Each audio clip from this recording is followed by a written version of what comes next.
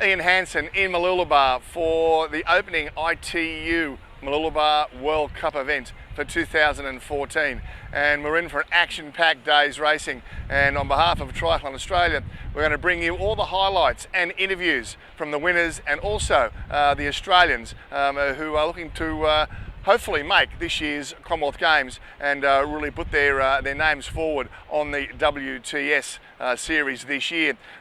This field includes Emma Moffat, of course, a two-time winner of the ITU WTS Championship, a two-time Olympian. She's in there having another crack. She'll be joined by Ashley Gentle. Looks set for some great action. From Germany, wearing number 12, Hannah Milka. Wearing 22, from South Africa, Jill Radford. Wearing 23.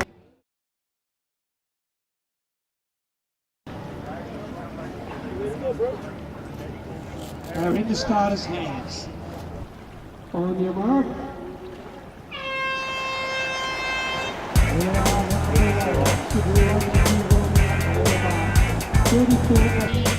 Firstly, comes on out. The T comes out there to the Canadian. Jazz Hedgeland, great little swim there. She's down in the group as well. Third to the USA.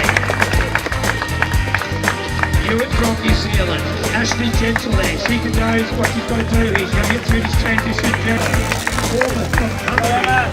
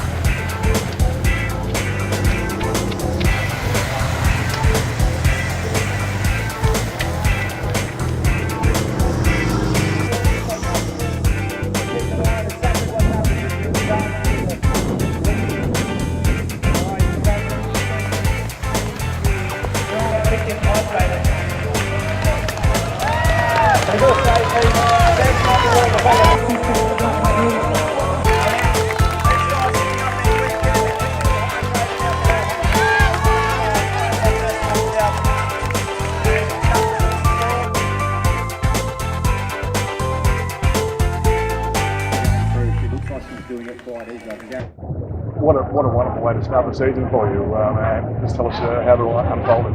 Yeah, first race of the season, so it's exciting to come in. I feel like I've been training really well, so it's nice to come and actually race and come away with a win. And what happened at the end of last season? It's such a great year, and the triathlon, it can happen, can't it? That's right, it's part of racing, and I think it almost gave me a little more fire for this year and really wanting it. I was fit, I was ready to go. I felt like I was going to do well. You never know until you race, though. So, it's exciting to come back this season with a little bit more fire. And tell us what it's like to be a Wollongong wizard. I love it. Everyone, it's competitive in that we all push each other every day, but it's also everyone wants to see everyone else succeed. So it's just a great atmosphere, and it's also wonderful being in Australia.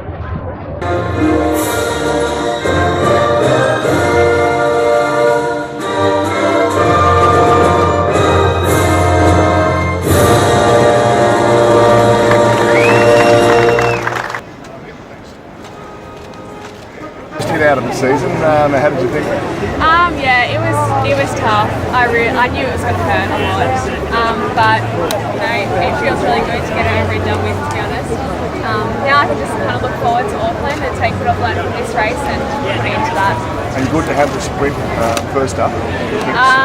Yes, because I can't imagine doing Olympic on that course today. I felt pretty terrible, but you know, it was really good, fast hit out, that's for sure. So yeah, like I said, it's a good race leading into Auckland. And no rest now. How does it pan out between now and Auckland training and? Yeah, I still want to make sure I get the adequate recovery in after this race. Like I've mentioned before, I've got to make sure I stay in one piece. So yeah, recovery is really important for me, and you know, if I do that right, I can feel better quicker. So I get some training in for Auckland. And what does that recovery entail? Well, I guess you know, making sure you've got good nutrition, and I guess taking training as it feels for the first few days. You don't want to push it too hard. The ice bag becomes your friend. Oh yeah, ice bath, anything. Immerse yourself in any type of ice cold water. Might be good to start with a sprint race after your 70.3 race. Yeah, definitely a shock to the system, but yeah, it's good to get it out of the way. And these races are so much more competitive than the 70.3, so it's a good way to judge where you actually are and how everyone else is going and how you're going as well. And good to have that world-class field straight up, isn't it?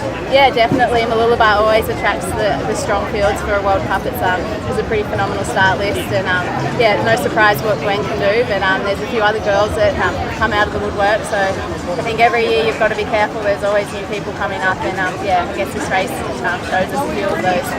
You said yesterday there was plenty of depth in the Australian girls. You're always looking over your shoulder.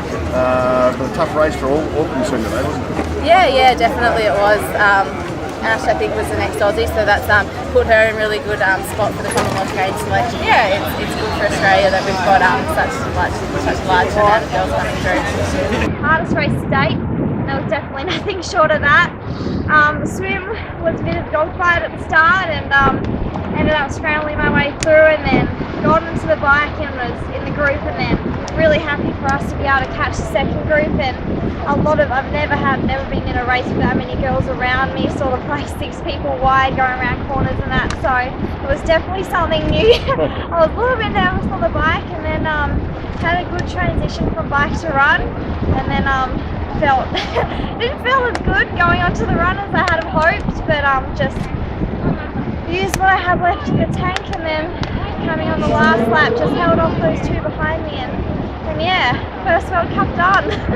And had to sort of pinch yourself as to all the names around you, the Jorgensens, the Moffats, and some of the best in the world. Yeah, definitely. At race briefing on Thursday, I was sitting there before we went in, and I was just looking around and a bit starstruck, and yeah, definitely had to pinch myself just being in the same room as them, let alone knowing I'd be racing them in 2 days, and that's when it really hit me, and I just got more excited and nervous then, just so happy to have this experience. Yeah. And great to have Mum and Dad here and all of the support crew. That's special, isn't it? Yeah, definitely. I couldn't do this without them, without Mum and Dad, Kira, my sister, without Dan. Yeah, couldn't do it without them.